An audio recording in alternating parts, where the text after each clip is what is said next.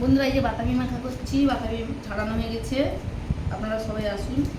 এখন বিকেলবেলা ভাত খেয়ে যে ঘুম থেকে উঠলাম, লবণ দিয়ে আর লঙ্কা দিয়ে যে বাতাবির মাখা করেছি, বিট লবণ আর সাদা লবণ দিয়েছি। সবাই মিলে এখন বাতাবির মাখা খাবো।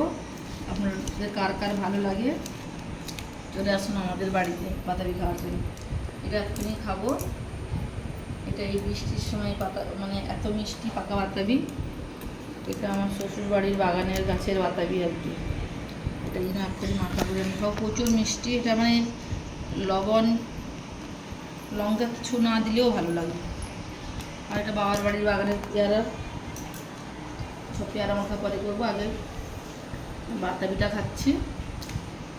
মামের 3 জন এই বাতাবি মাখা খাবো। আপনারা খাবেন তো চলে আসুন সবাই। বাই এখন।